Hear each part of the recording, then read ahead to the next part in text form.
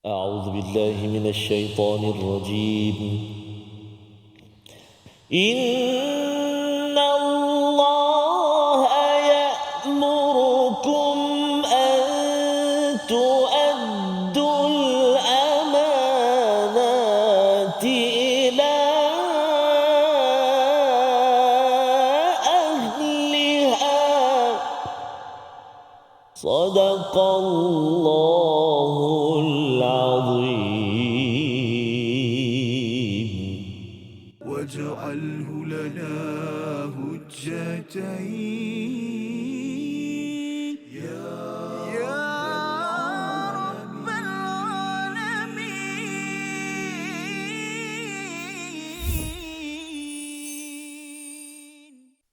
Sesungguhnya Allah menyuruhmu menyampaikan amanah kepada yang berhak menerimanya. Assalamualaikum warahmatullahi taala wabarakatuh. Alhamdulillah wassalatu wassalamu ala Rasulillah wa ala alihi wa sahbihi wa man walah wa ba'd. Allahumma salli ala sayyidina Muhammad wa ala ali sayyidina Muhammad. Ayah dan bonda, tuan-tuan dan puan-puan, ibu-ibu, ayah-ayah, apa khabar pada hari ini? Moga-moga terus ceria bahagia bersama dengan Al-Quran dalam kehidupan kita, dan moga-moga Allah Subhanahu wa taala mempermudahkan segala urusan kita, dan Allah Subhanahu wa taala terus menguatkan kita untuk kita terus dipandu oleh Allah Subhanahu wa taala memperbaiki amalan ibadah kita menuju Rabbul Izzati. Amin ya rabbal alamin. Hari ini ibu ayah sekalian, kita akan berkongsi dua ayat terakhir halaman yang ke-87, dan hari ini kita akan bersama dengan Al-Fadil Al-Ustaz yang mulia, yang dikasihi, yang dihormati, Profesor Madya Dr. Ahmad Sanusi bin Azmi, Timbalan Dekan Fakulti Pengajian Quran dan Sunnah USIM Nilai Nogori 9. Apa khabar Prof Madya kita? Alhamdulillah sihat. Lebih kurang sama kita. Lebih kurang sama. Kebetulan Kebetulan Kebetulan. Ada masih saya ke mana tadi ya? Nak Tak makan ada. Subhanallah. Itulah orang kata orang kampung chemistry ke? Chemistry, chemistry ke apa benda dah. Macam tu lah. Lebih kurang. Ya, Jadi tuan-tuan dan puan-puan, ibu ayah yang bagi Prof, kita hari ini bersama dengan rombongan muslimah Masjid Nurul Hasanah, Bukit Belimbing, Kuala Selangor. Assalamualaikum. Waalaikumsalam. Masya-Allah. Sihat ya hari ini? Wah, rasa macam baru jumpa. Alhamdulillah.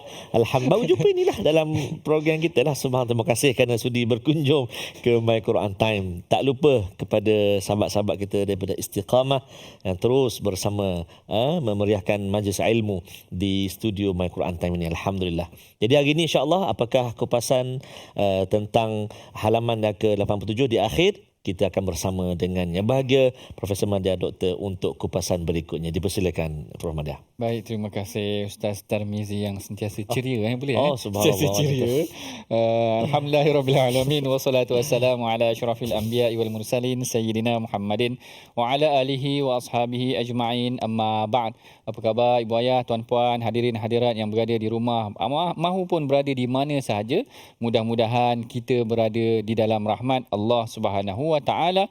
Kita berada dalam satu majlis yang mudah-mudahan dinaungi oleh Allah Subhanahu wa taala, dinaungi oleh para malaikat yang memberikan rahmat, ketenangan buat mereka yang tekun untuk mengkaji kitabullah Subhanahu wa taala. Hari ini insya-Allah kita akan masuk sedikit lagi untuk kita habiskan halaman ke-87 kita, iaitu ayat yang ke-58. Ayat yang ke-58 dan ayat yang ke-59, yang mana kedua-dua ayat ini hampir-hampir dikatakan nasihat juga buat kita semua, setelah mana Allah Ta'ala memberikan panjang lebar penerangan mengenai tentang sikap orang Yahudi dan ancaman serta ganjaran buat mereka yang beriman.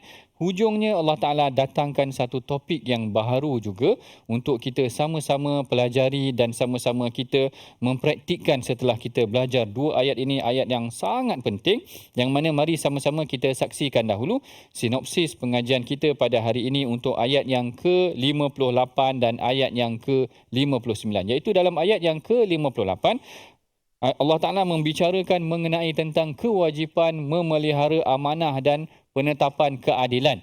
Manakala ayat yang ke-59, Allah Ta'ala memerintahkan ataupun penceritaan mengenai tentang perintah mentaati Allah, Rasul dan ulil amri yang patuhi syariat Allah Subhanahu Wa Taala. Jadi ini dua perkara. Satu mengenai tentang memelihara amanah dan yang keduanya mengenai tentang ketaatan kepada Allah dan Rasul. Kedua-dua perkara ini sebenarnya saling berkait. Maknanya penyampaian amanah juga adalah sebenarnya satu ketaatan kepada Allah dan Rasul, dan sekalipun topik ini adalah penghujung kepada perbincangan mengenai tentang sikap orang Yahudi, sebenarnya ada juga kaitannya sedikit nanti akan kita nampak dalam perbincangan dalam ayat yang ke-58. Sebelum kita meneruskan perincian tafsiran ataupun tadabbur kita dalam ayat yang ke-58 ini, mari sama-sama tuan-puan kita gemakan bacaan Al-Quran kita seluruh dunia ini dengan bacaan yang akan dibimbing oleh Ustaz Tarmizi kita. Silakan Ustaz. Terima kasih Al-Fatih, Prof. Madia, Doktor semua. Seluruh dunia. Seluruh dunia insya-Allah. InsyaAllah ta'ala.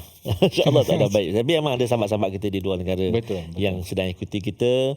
Jadi moga-moga terus bersama, dipermudahkan Allah SWT untuk mengikuti majlis Al-Quran ataupun program-program agama, dan antaranya My Quran Time, insyaAllah ta'ala. Mari kita baca dua ayat. Ayat 58 dan juga ayat 59. Kita nak cuba kali ini membaca dengan menggunakan tarannum murattal nahawan. Kita cuba nahawan insya-Allah. A'udzubillahi minasyaitonirrajim. Bismillahirrahmanirrahim. Inna Allah ya'murukum an تؤدوا الأمانات إلى أهلها وإذا حكمتم بين الناس أن تحكموا بالعدل إن الله نعم ما يعظكم إن الله كان سميعا بصيرا يا أيها الذين آمنوا أطيعوا الله وأطيعوا الرسول أطيعوا الله وأطيعوا الرسول وأولي الأمر منكم فإن تنازعتم في شيء فردوه إلى الله والرسول فردوه إلى الله والرسول إن كنتم تؤمنون بالله واليوم الآخر ذلك خير وأحسن تأويلا ذلك خير وأحسن تأويلا صدق الله العظيم.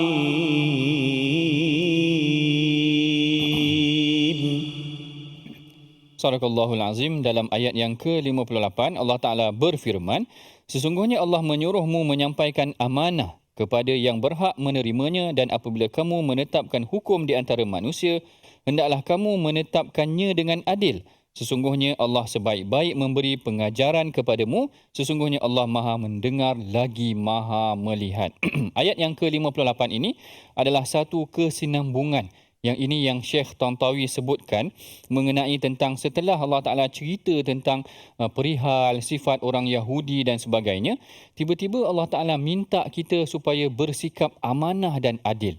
Apa kaitannya dengan perihal ataupun penceritaan mengenai tentang golongan Yahudi yang sebelum ini? Sebahagiannya menyatakan, kita perhatikan pada ayat yang bila Allah Ta'ala kata wa idza hakamtum bainan nas, sekiranya kamu memberikan hukuman kepada manusia, di antara manusia. Di sini Allah Ta'ala tak sebutkan wa idza hakamtum bainal muslimin. Dan sekiranya kamu memberikan hukum dalam kalangan orang-orang yang beriman sahaja ataupun orang Islam sahaja, tak. Bila masuk mengenai tentang memberikan amanah dan keadilan, sebenarnya dia merangkumi semua manusia, seluruh manusia. Tak kiralah sama ada Muslim ataupun Yahudi, dan ini kita dapat perhatikan nanti bagaimana Rasulullah bersikap adil dengan golongan orang Islam ataupun bukan Islam. Di Madinah, bila Rasulullah sampai sahaja di Madinah, baginda telah membentangkan, ada sahifah, ada perjanjian dengan golongan yang non-Muslim ini. Hak mereka sebenarnya semuanya terjamin. Mereka boleh berniaga, mereka boleh berniaga.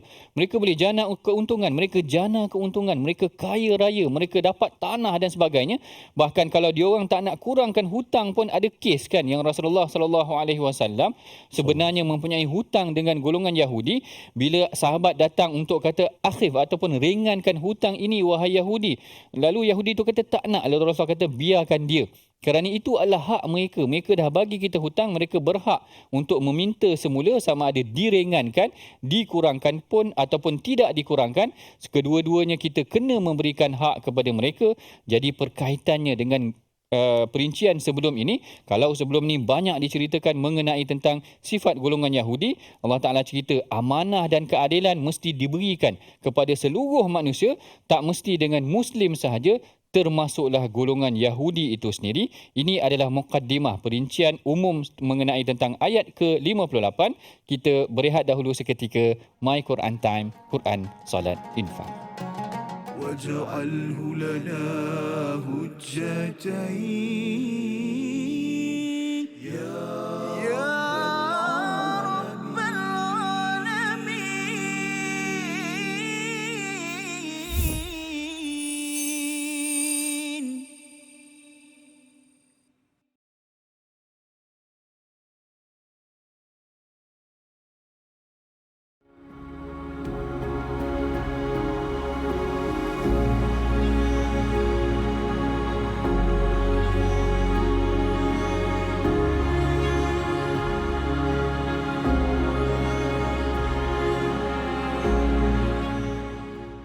Al-Quran. Pelajari dan dalami kesempurnaan bacaan mengikut hukumnya.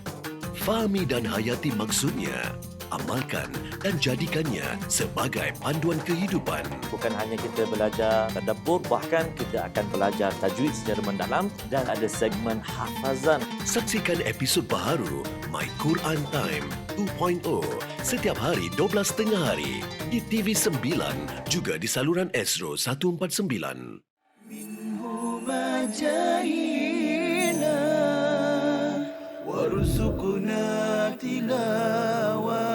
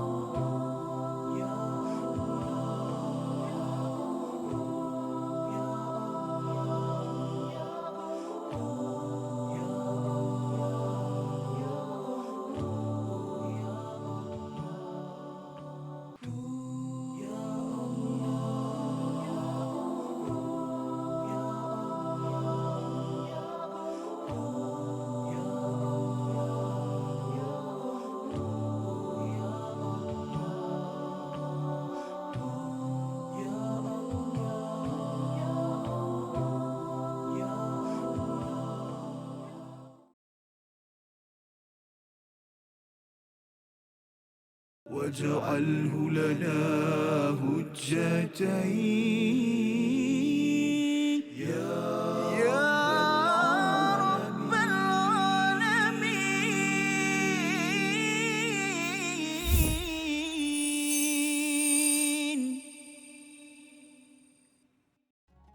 وإذا حكمتم بين الناس أن تحكموا بالعدل صدق الله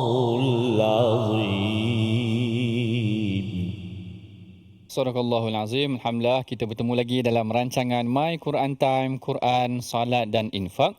Tadi di awal perbincangan kita telah masuk kepada apa hubung kait yang kita namakan sebagai ilmu munasabah. Apa perkaitannya, bagaimana flownya perbincangan daripada ayat yang sebelum-sebelum ini mengenai tentang sifat orang Yahudi, dan kemudian kita dimasukkan pula ataupun masuk kepada perbincangan mengenai tentang sikap amanah. Bagaimana sepatutnya amanah ini diberikan kepada seluruh manusia, tak kiralah sama ada Muslim ke ataupun non-Muslim ataupun golongan yang bukan Islam.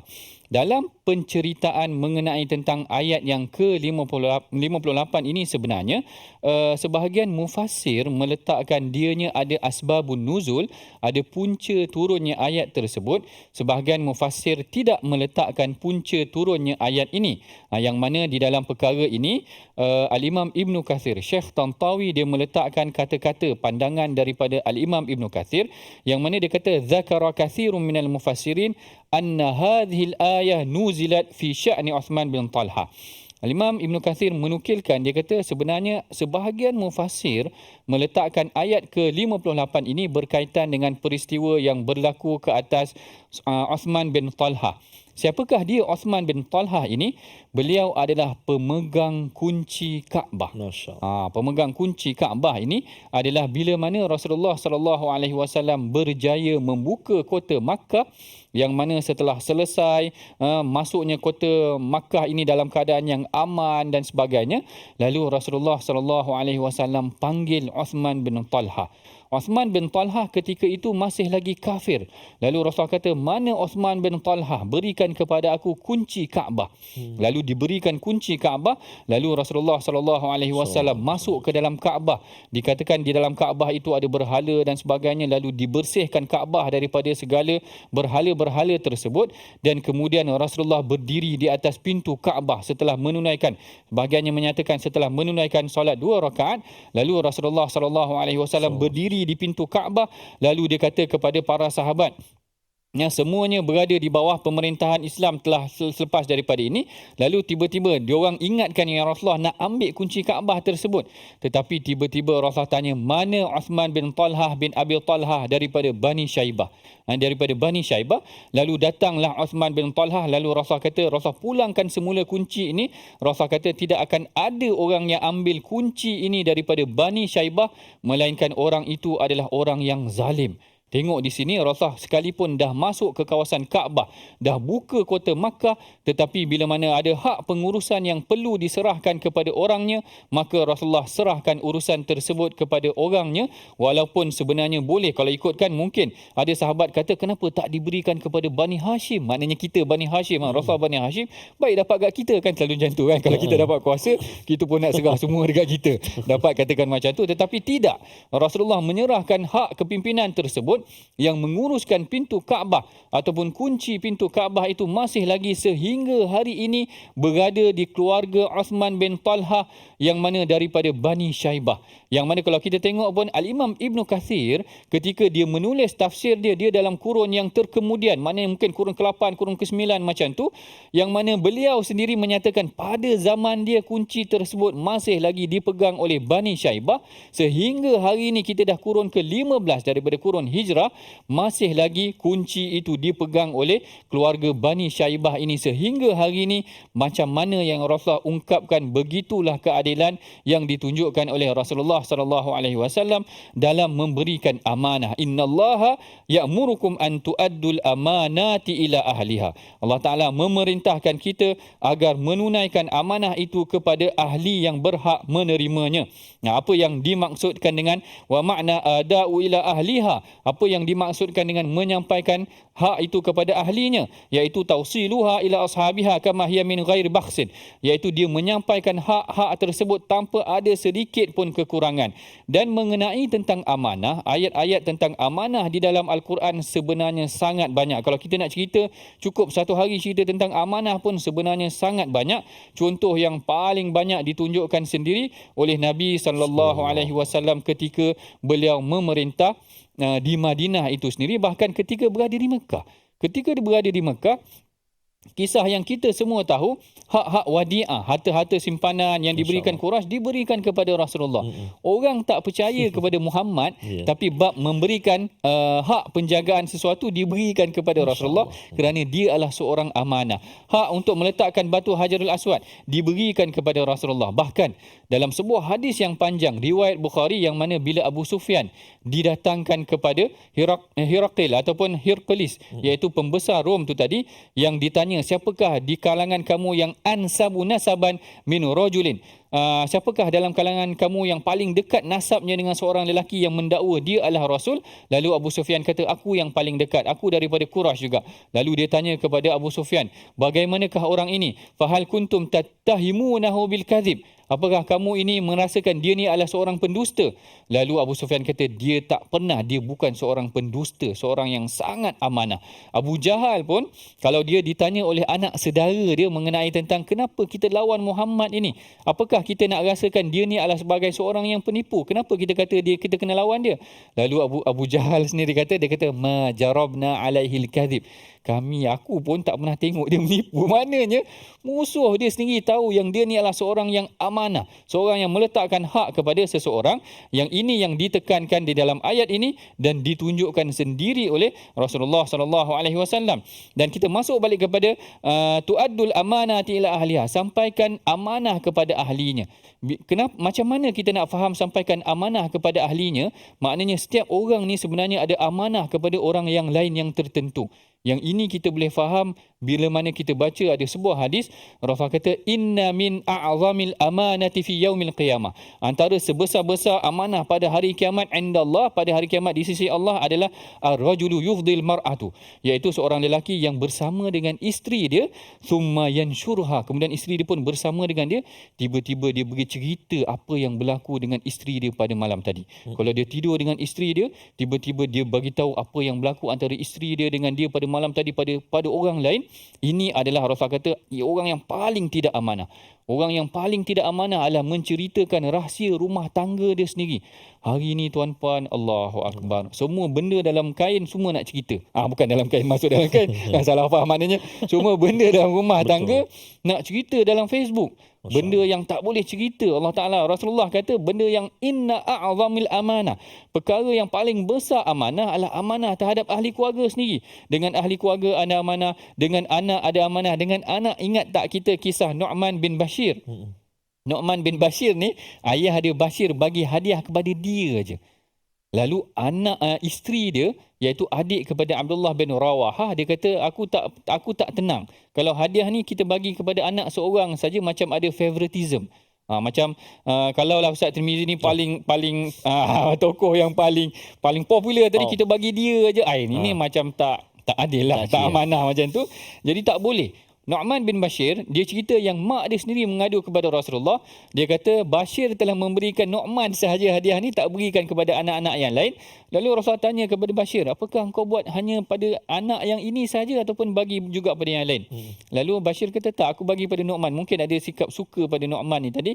Lalu Rasulullah kata, tak kena macam ni. Kalau nak bagi juga pada yang lain. Hak-hak yang tertentu. Ada hak amanah yang kita berikan kepada anak kita. Ada hak amanah yang kita berikan kepada isteri kita. Ada hak amanah yang kita berikan kepada jiran tetangga kita.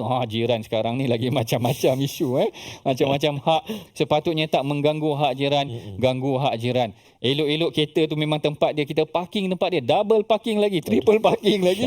Dia pun tak boleh nak masuk rumah dia sendiri. Tak cerita lagi tentang kucing, berak, merata apa semua.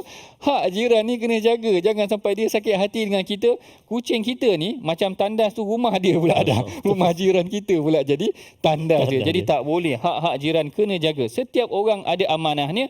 Allah Ta'ala kata, antu addul amanati ila ahliha wa idha hakamtum bainan nasi an tahkumu bil adl. Kalau kamu berhukum ataupun mengadili manusia, tengok dekat sini, kan kita dah cerita tadi, antahkumu bainan nas. Allah Ta'ala tak kata kalau kamu berhukum kepada orang Islam, tak.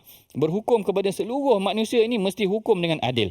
Kalau kita tengok zaman Umar ke, zaman Rasulullah ke, zaman Saidina Ali, ada orang Yahudi ataupun ada non-Muslim yang dirasakan dizalimi, maka Islam tu sendiri yang menjadi punca keadilan. Bahkan dia kadang-kadang sendiri tak mengadu kepada orang lain, mengadu kepada orang Islam kerana dia yakin yang orang Islam ini adil. Ini yang kita inginkan pada zaman hari ini.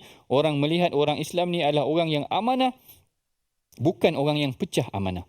Hari ini yang banyak berlaku yang kita bimbang juga dalam laporan SPRM, antara statistik yang tidak cantik buat tempat kita sendiri adalah kita punya kadar ataupun kadar amanah ataupun tidak amanah itu agak tinggi, yang sangat membimbangkan, yang sepatutnya ayat ini menjadi pegangan buat kita semua yang boleh kita amalkan dalam harian kita itu tadi. Jadi ini sedikit huraian mengenai tentang ayat yang ke-58. Sebelum kita berehat, kita masuk dahulu mengenai tentang kalimah mu'jam, perkataan pilihan kita pada hari ini, iaitu perkataannya adalah wa'adha. Wa'adha yang disebutkan juga di dalam ayat yang ke-58 ini, innallaha ni'amma ya'idzukum bih, iaitu perkataannya berasal, ya'izukum tu asalnya perkataan wa'adha, kata akarnya wa'adha, yang membawa maksud menasihati, mengajar, mengingatkan, yang mana perkataan ini sebenarnya banyak disebutkan di dalam Al-Quran agar kita saling memberikan nasihat. 25 kali disebutkan di dalam Al-Quran, termasuklah di dalam surah An-Nahl, surah An-Nur dan juga surah Luqman. Inilah dia sedikit pengajaran mengenai tentang ayat ke-58 dan juga perkataan pilihan kita pada hari ini, wa'adha, yang juga terkandung dalam ayat yang ke-58. Kita berehat dahulu seketika. My Quran Time, Quran, Salat, Infak. واجعله لنا هجتين يا رب العالمين.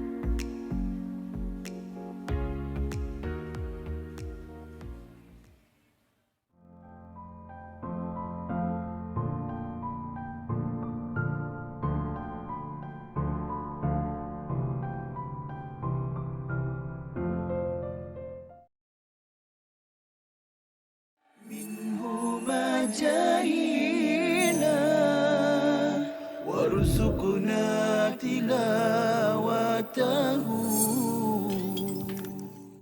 Hadis tu, ada hadis lain? Contoh lain kita boleh kongsikan? Yang kedua ialah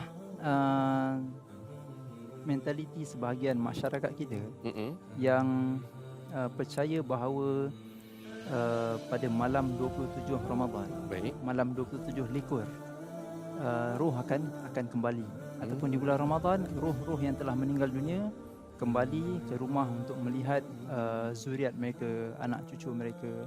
Ini juga tidak ada asalnya.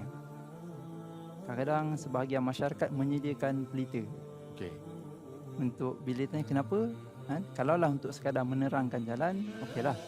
Tapi kalau dengan mempercayai, ada kepercayaan yang sebegitu bahawa untuk supaya malaikat senang datang, ataupun roh datuk dan nenek, arwah ibu dan ayah boleh kembali ke rumah, maka hal ini tidak ada. Malah dia bertentangan dengan hadis yang sahih riwayat Imam An-Nasai.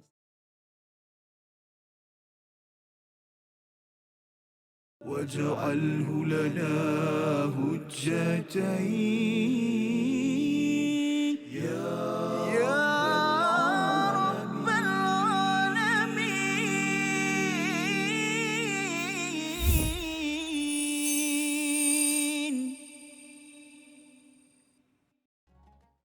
Pemimpin yang adil sangat dikehendaki, memakmurkan umat dunia dan akhirat. Tiada keadilan, negara huru-hara. Pemimpin membela nasib rakyatnya. Pemimpin yang adil sifatnya amanah, mampu rasa susah rakyat-rakyatnya, keadilannya tanpa pilih kasih pada siapa, kepentingan rakyat lebih utama. Didengari rintihan dari rakyatnya, kasih sayang terselah di wajahnya. Sombong dan takabur tidak ada pada dirinya, rakyat hormat bukan takut padanya. Inna Allah ya'murukum an tu'addul amanati ila ahliha. Masya Allah, tabarakallah. Sedikit nasyid yang disampaikan bertajuk pemimpin yang adil. Subhanallah. Bahkan kita sebagai ketua keluarga pun adalah pemimpin bagi ahli keluarga kita, dan pasti akan ditanya bagaimanakah kepimpinan kita satu hari nanti di hadapan Allah Subhanahu wa taala. Moga-moga Al-Quran senantiasa menemani kehidupan kita, memandu perjalanan hidup kita hari demi hari, insya-Allah taala. Amin ya rabbal alamin, insya-Allah.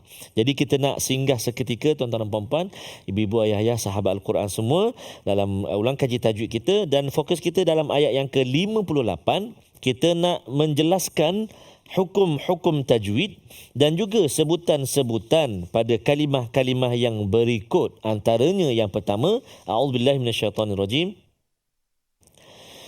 Innallaha ya'murukum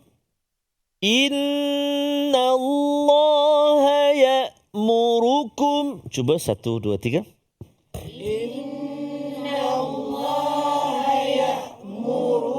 Okey. Subhanallah, Masya Allah, Barakallah. Iaitulah pada kalimah fokus kita, ya'murukum. Apa dia? Biasanya berlaku juga dalam bacaan, hamzah itu tertukar pergi ain, salah rumah. Kata Fadil Doktor tadilah apa, hak jiran kan, salah rumah kucing kita tu, awak ni salah rumah ni cing, kata kan, oh yen, contoh kan, toilet awak kat sana bukan kat sini, dia kata. Nah juga depan pagar kita, contoh. Jadi sama-samalah kita jaga, insya-Allah taala dah. Baik, jadi tadi ya'murukum tu pergi ain jadi ya'. Innallaha ya'murukum, Allahu akbar kan. Nak macam mana? Kan satu lagi tempat dia sebelah tu tuadul, sama hamzah. Tapi bila yang hamzah, yang ain baca hamzah, yang hamzah baca ain, Allahu akbar. Jadi itu penting kena semak bacaan dengan guru. Ya'murukum, cuba. Sekali lagi, ya'murukum. Subhanallah, Masya Allah, tabarakallah. Hamzah di pangkal rongga kerongkong kita bawah. Hamzah dan juga ha kawan dia, kan? Hamzah dan juga ha. Cuba. Ha. Adapun ain dekat tengah. Cuba ai. Au. Ayya. Ikut lah Ustaz tu. Orang utara lah biasa. Orang utara. Biasanya ain dia memang tepat. Ayak, lo'lak, ketegak. Apa lagi macam-macam lah. Penampak. Kasar, minta maaf lah. Bukan itu contoh. Kan, jadi ain. Jadi kita kena sebut betul-betul supaya tak tertukar. Auzubillahi minasyaitonirrajim. Tu'addu. Cuba. Tu'addu. Okey, kat situ pertama nun mati bertemu dengan ta. Apa dia? Ikhfa hakiki. Berapa rakaat lengung? 2 harakat Ustaz. Jangan rakaat, 2 harakat Ustaz. Okey. Tu'addu. Hamzah jaga. Tu'addu. Cuba. Tu'addu. Baik, itu yang kedua. Yang ketiga. Wa idza hakamtum. Cuba. Wa idza hakamtum baina. Cuba. Wa idza hakamtum baina. Bagus, Masya Allah. Satu dha jaga, wa idza.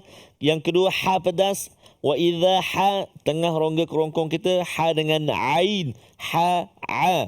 Hakamtum ha, kemudian tum mim mati bertemu dengan ba, ikhfa syafawi dengung dua harakat jaga. Wa idza hakamtum baina, cuba. Wa idza hakamtum baina. Aywa. Terus yang tiga, yang keempat. Tahkumu, cuba tahkumu, satu lagi dengung. Tahkumu, cuba. Jaga pedas. Tahkumu. Dia kalau kita makan malah kita kata saya ni kalah sikit pedas, kurang pedas. Bila baca tak boleh macam tu. Saya memang taklah, saya kurang sikit pedas. Tak boleh.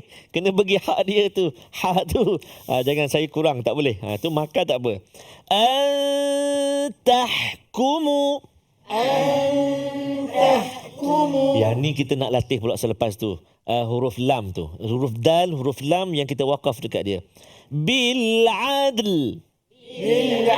Ada dal, ada lam kan. Kita wakaf pada bil adli. Bil adl. Ada dah. Ada lam. Oh, tak tahulah. Kawan dia cuit hang tak bunyi dal, tak bunyi lam. Tadi dia bunyi macam mana? Bunyi bil ad, lam hilang. Ada setengah tu dia terus pergi lam. Bil adl ada.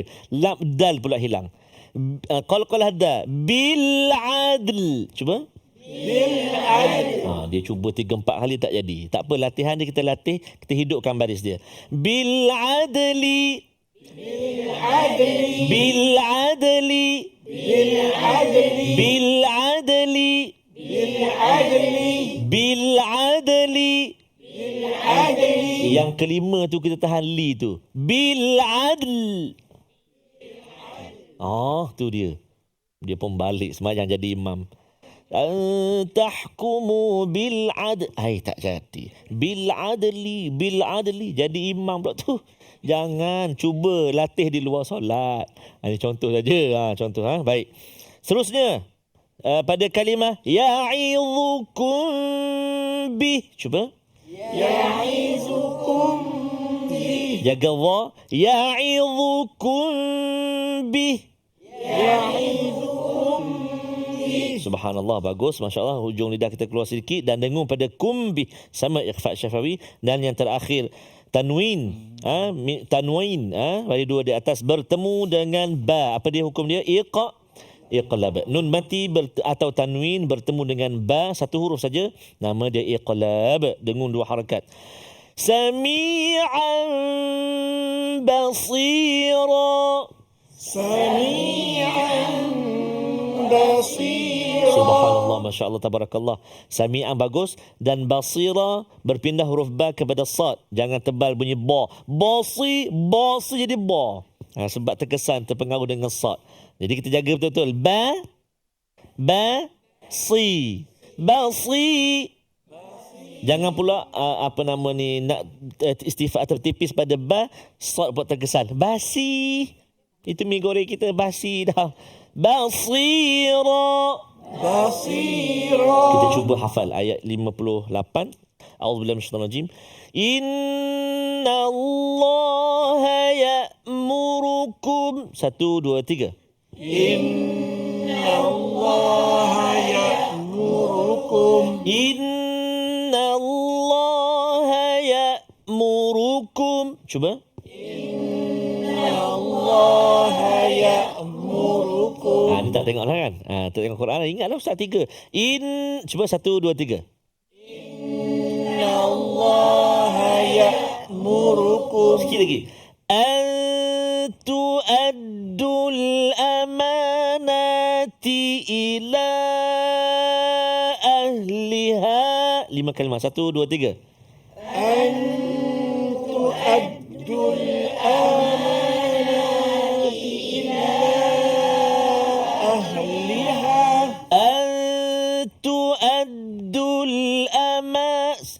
amanati. Dia dah bantu kita dalam kalimah-kalimah yang biasa tengok amanah, amanat, amanati. Ila Biasa dah ke mana, ke apa semua kan. Ahliha. Dia bantu dah kita. Kan? Tu'addul amanati ila ahliha. 1, 2, 3.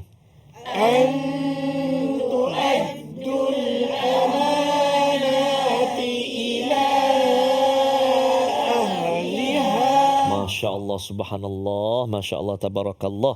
Ibu-ibu dah hafal ke tadi sebelum datang ni? Alhamdulillah Ustaz. Kami mudah Ustaz, 2-3 kali ulang dah boleh ingat. Allah, syukur pada Allah Ta'ala. Amin ya Rabb. Moga-moga Allah Subhanahu Wa Ta'ala permudahkan ibu-ibu ayah-ayah di studio maupun ibu-ibu ayah-ayah di rumah pun sama juga. Terus untuk kita senantiasa baca ulang dan moga-moga kita dapat hafal beberapa ayat, beberapa kalimah daripada Al-Quranul Karim. Amin ya Rabbal Alamin. InsyaAllah Ta'ala. Ada satu penegasan dalam ayat yang terakhir. Apa dia? Kita rehat dulu seketika. Selepas ini kita kembali dalam My Quran Time, Quran, Salat, Infaq, insyaAllah. واجعله لنا هجتين يا رب العالمين.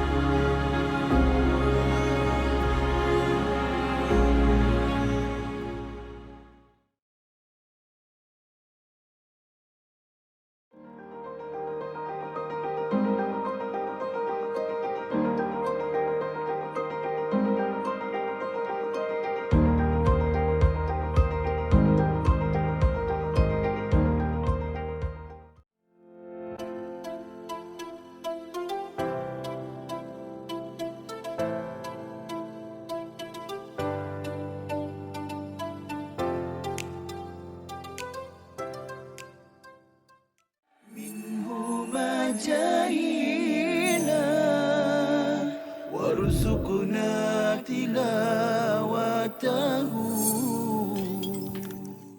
Ni Yahudi ni dia banyak kubu-kubu dia. Dia banyak kubu-kubunya, jadi Rasulullah tak boleh nak masuk, tentera Islam tak boleh nak masuk. Akhirnya Rasulullah kata la atiyanna rayata ghadan ila rajulin yuhibbullahu wa yuhibbu.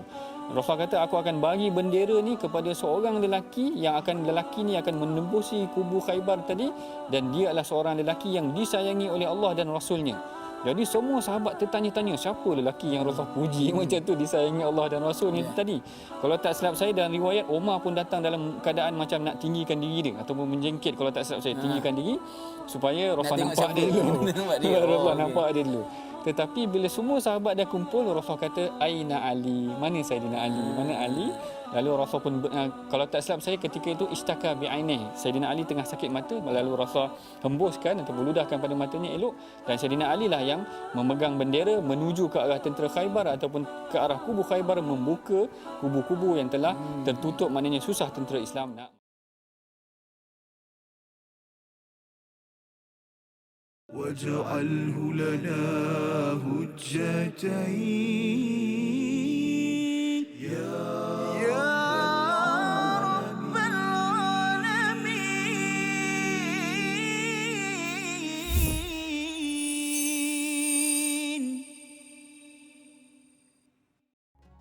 Alhamdulillah, bertemu kita lagi dalam rancangan My Quran Time, Quran, Salat dan Infaq.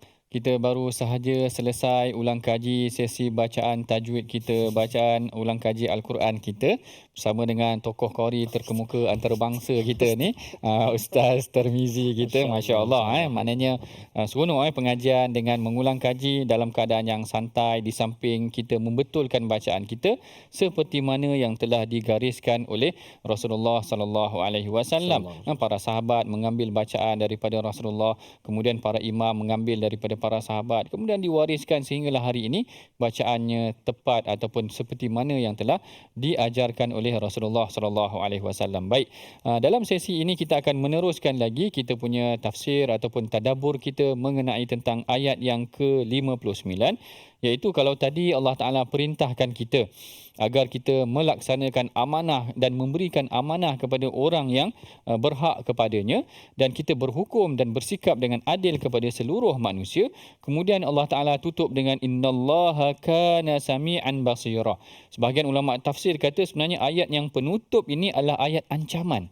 Ancaman untuk orang mukmin sendiri, bahawa dia kata kalau engkau tak buat adil, kalau engkau tak berikan amanah, Allah Ta'ala tengok apa yang kau buat. Allah Ta'ala dengar apa yang kau buat. Kalau orang mengadu sebab engkau ni tak berikan tanggungjawab yang sepatutnya, aduan tu Allah Ta'ala dengar. Seakan-akan ancaman bagi mereka yang tidak melaksanakan amanah dan hukum yang adil kepada manusia sekaliannya. Dan kemudiannya Allah Ta'ala masuk dalam ayat yang ke-59, perintah agar kita mentaati Allah dan Rasul. Sebelum kita perincikan perincian kita ni, mari sama-sama kita bacakan sedikit dahulu daripada ayat yang ke-59 ini, agar kita sama-sama menghayati apa yang ingin disampaikan daripada ayat tersebut. Silakan Ustaz. Terima kasih Al-Fatih Prof. Dr. Saya juara kampung je. Allah Akbar. Sanggup hati ya. Sanggup hati.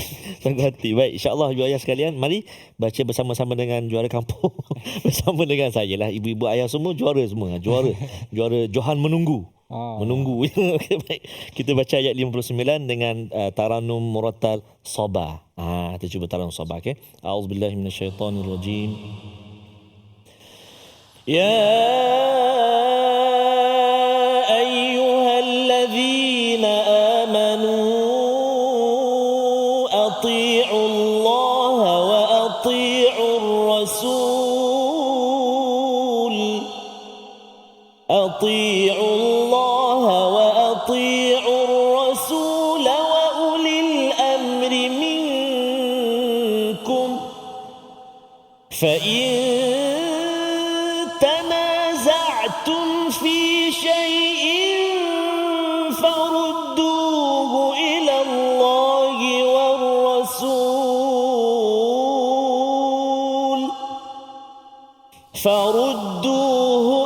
الله والرسول إن كنتم تؤمنون بالله واليوم الآخر ذلك خير وأحسن تأويلا. ذلك خير وأحسن تأويلا. صدق الله العظيم.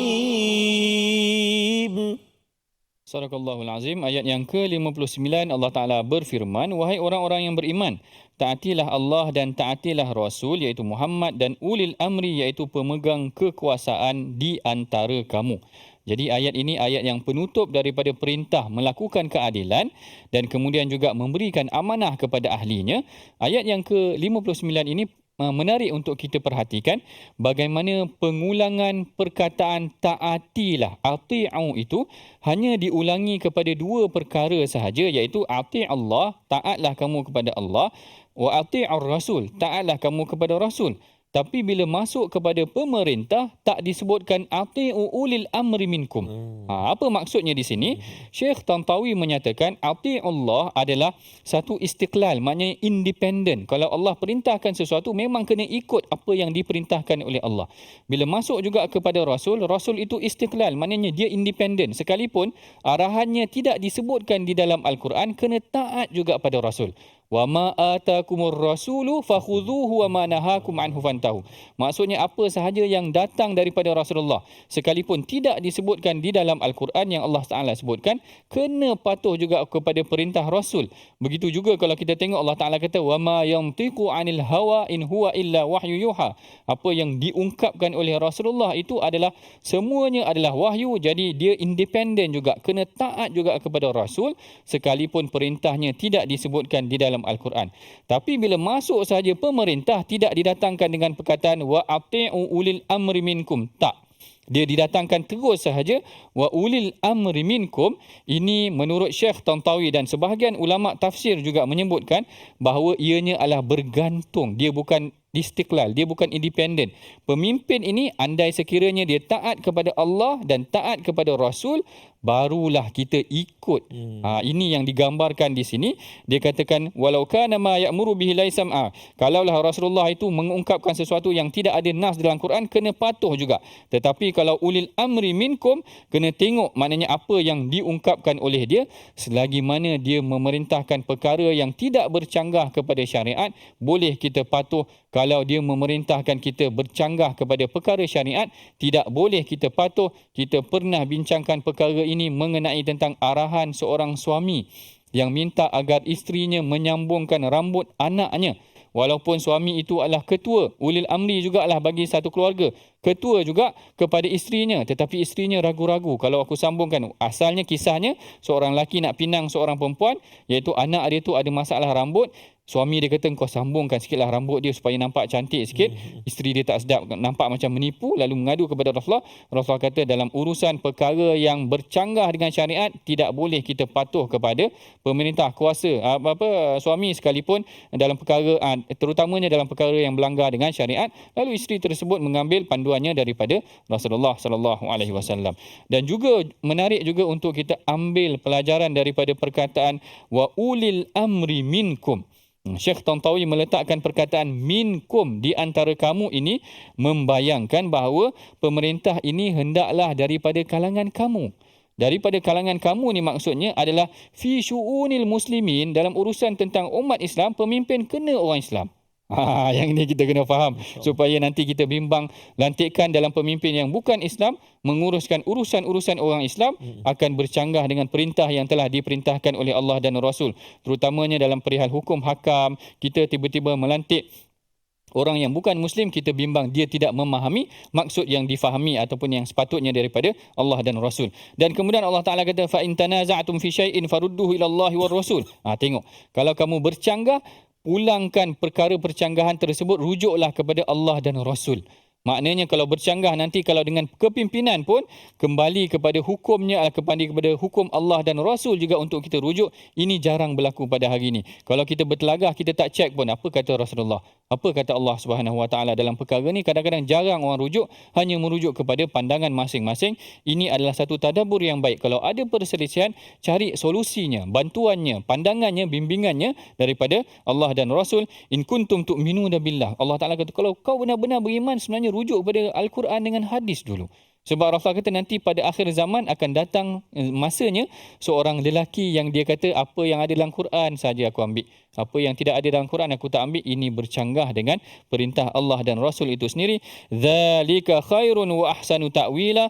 Lalu Allah Taala kata yang demikian itu lebih utama dan lebih baik kesannya, akibatnya kepada kamu kerana mengikuti Allah dan Rasul. Inilah dia pengajaran umum yang dapat kita pelajari daripada ayat yang ke-59. Mudah-mudahan Allah Taala memberkati pengajian kita pada hari ini, bagi mendoakan agar majlis kita ini dirahmati oleh Allah Subhanahu Wa Taala.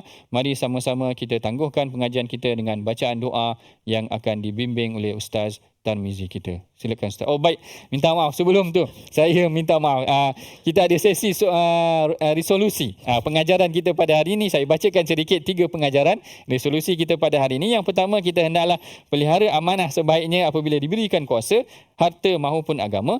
Yang keduanya, memutuskan sesuatu keputusan secara adil dan bijaksana. Dan yang ketiganya, taati dan ikuti pemimpin yang berpegang dengan ajaran Al-Quran dan Sunnah. Kita tangguh majlis kita dengan bacaan doa yang dibimbing oleh Ustaz Tarmizi. Silakan Ustaz. Terima kasih Al-Fatihah Prof. A'udzubillahi minasyaitonirrajim. Bismillahirrahmanirrahim. Alhamdulillahirabbil alamin wassalatu wassalamu ala asyrafil anbiya'i wal mursalin wa ala alihi wa sahbihi ajma'in. Ya Allah ya Tuhan kami, ampunilah dosa kami ya Allah. Ampunilah dosa ibu ayah kami, muslimin muslimat, mukminin dan mukminat bi rahmatika ya arhamar rahimin. Ya Allah ya Tuhan kami mohon kepadamu ya Allah, jadikanlah kami, seorang ayah, seorang ibu yang tunaikan amanah kami dalam rumah tangga kami, keluarga kami, ya Allah. Moga-moga kami tidak disoal nanti di akhirat kelak, ya Allah. Dan moga-moga, ya Allah, kami dapat memimpin ahli keluarga kami sebaik-baiknya mencapai redha-Mu, ya Arhamar Rahimin. Kurniakan juga kepada kami, ya Allah, pimpinan-pimpinan kami yang cintakan Al-Quran, yang menjadikan Al-Quran pakaian dan juga pegangan panduan ikutan dalam memimpin kami, ya Arhamar Rahimin. Wa sallallahu ala sayyidina Muhammadin wa ala alihi wa sahbihi baraka wa sallam. Walhamdulillahi rabbil alamin. Taqabbalallahu minkum minna minkum taqabbal ya karim.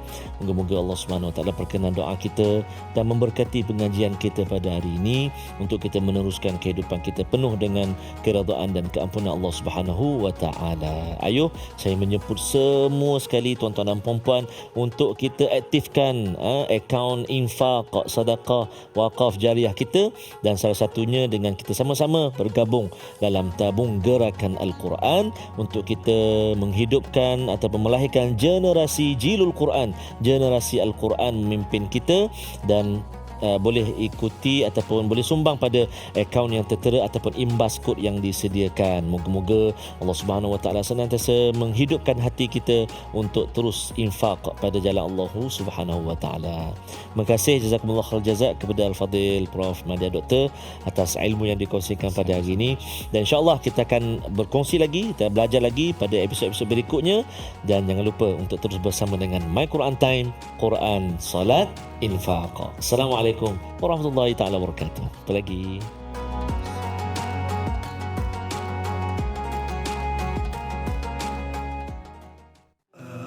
آناء الليل وأطراف النهار واجعله لنا هجتين